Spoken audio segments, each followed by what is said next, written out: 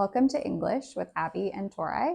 I'm Abby, and welcome back to day 4 of our English course called Level Up Your English. This is for intermediate English learners around level B1, and this is for you in order for your English to get better. In this course, we are talking about many different things, including grammar, pronunciation, and then speaking, listening, reading, and writing. We will talk about all 4 domains of understanding and learning English. And today we are talking about speaking and how to sound like a natural English speaker. And so we have 6 tips for you that we will talk through in this video. The first is think in English. Second, use fillers naturally. And then practice chunking as you are speaking. And then use contractions. Fifth, record yourself and practice every day. And then the final tip, learn common expressions.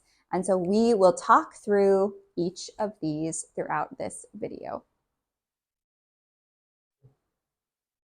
The first tip we will talk about of how to sound more like a natural English or native speaker is to think in English. When you are speaking in English, you need to think in English. And this is so much easier or harder than it sounds. It sounds easy. It is very difficult. I know. I live in Italy and I am learning Italian, and thinking in Italian is very difficult. And so the one thing I struggle with is translating in my head what I want to say in Italian. And so I think in English first and then translate it to Italian. But when you're learning English, don't do that. Try not to do that. Don't translate in your head before you say something in English. And so some ways that you can practice not translating in your head, or some ways you can practice thinking in English before speaking, is by describing what you see around you. When you're doing something, whether it's at home, in the house, or outside, describe what you are doing and try describing it in your head in English before saying it. So you're not translating in your head before speaking, but you're just thinking it in English and then saying it in English. And so, for example, if you're outside, describe what you are doing. I'm walking to the store. It's sunny. I see a blue bird. So describe what you are doing, describe what you see, describe what it's like, and that will help you to think in English and not translate in your brain before speaking in English. Our second tip to speak quickly or to speak more like a native English speaker is using fillers naturally. Filler words are those small words you use in sentences that are not necessary, but you use them to help you pause or think or add more information. They're words you just kind of use without thinking. And so some common filler words in English are words like, well, you know, like, this one people use a lot in English. Actually, I mean, another one is You say while you're speaking or because you need to stop and think or something. But these are some common filler words that native English speakers use. And so one example is with this word well at the beginning, saying, well, I guess we could go later. Well, I guess we could go later. Or if you use this phrase, you know, I actually want to go tomorrow. I actually want to go tomorrow. You know, I actually want to go tomorrow. Or with this word actually, you can also use it at the beginning of the sentence. Actually, maybe we should stay here.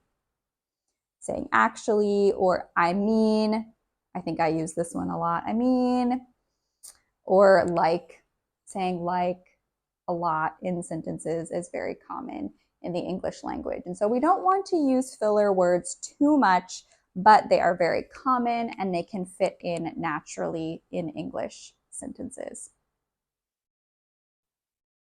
The third tip is to practice chunking. Practice chunking when you are speaking. This means that you speak in phrases instead of saying each word individually in the sentence. When you say each word individually in the sentence, it sounds very choppy and the sentence just sounds strange. You want to speak in phrases. You combine the phrases together as you are speaking.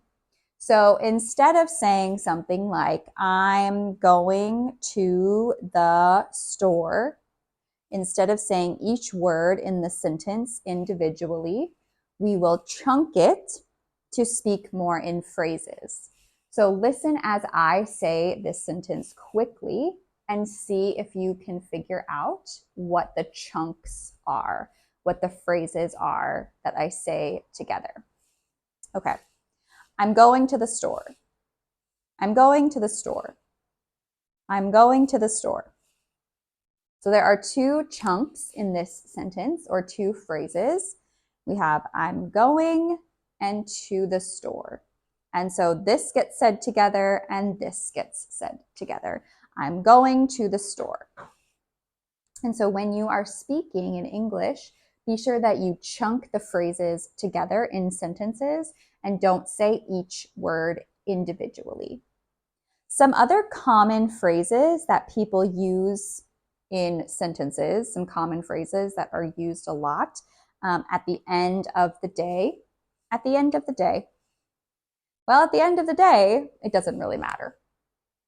Or as far as I know, she went home yesterday. Or a long time ago, and then you describe something that happened a long time ago. So practice chunking as you are speaking in English. The fourth tip is to use contractions when you are speaking in English. Native speakers often use contractions in place of two words like I am, or she is, or they are, or we have. And we use these contractions. They just shorten those two words together. And we use contractions in both speaking, but also in writing. So some examples of contractions, of using contractions to help make your speech more natural, to make you sound more like a native English speaker, are I'm, which means I am, I'm going. I'm going. I'm going home. Or to combine with the reduced form from earlier, I'm going to go home. Or she's, meaning she is, she's late. She's late. Or they're here. They're here. Instead of saying they are here, just combine it together and say they're here. Or the last example, we've seen that movie. Instead of saying we have seen that movie, we shorten it and make it sound more natural and say we've seen that movie. The next tip is to record yourself when you are speaking and practice speaking every day. Recording yourself is important and helpful so you can hear back what you sound like, if it sounds choppy, or if you are able to chunk those phrases together, or if you use contractions. So it's important to be able to hear what you sound like. And then when you record yourself and listen, focus on rhythm and intonation. Rhythm is how you are speaking. Do you speak like a robot or in a choppy way? Or do you speak fluently and is it fluid? And does it sound good? And then intonation, do you go up? Do you go down when you're speaking? When you ask questions, do you go up or do you not? And so be listening for intonation. And then practicing speaking every day. So practice for 5 to 10 minutes every day. And here are some prompts that I give you in order to think about, okay, what should I talk about in English? Well, here are some ideas. You could describe your day. And if you do this every day is different, but maybe it will expand your vocabulary as well. Explain how to cook something in English, or give your opinion about a movie. These are some prompts you can use to get yourself speaking in English every day. The sixth and final tip is learn common colloquial expressions. Colloquial expressions. Learn common colloquial expressions. Colloquial means real life. Colloquial means real life, everyday language that people use. It's not formal, but it is real life. It's things people say all the time in English, just in everyday conversation. And so some examples of this are no way, or okay, sounds good, or oh, it's up to you, or that's awesome. And so these are just some common colloquial expressions that are used in everyday language. Another good way to know and understand and hear more colloquial expressions is by watching movies, by watching TV shows, by watching YouTube videos in English, and then you'll be able to hear and pick up on some more of this real life language that people use all the time. Thank you for watching, and I hope that this was helpful in making your speech sound more like a natural or native English speaker. And if it was, leave a comment below on what was the most helpful tip or the one that you want to try, and let us know if it helped with your speaking. And be sure to come back tomorrow for our next video.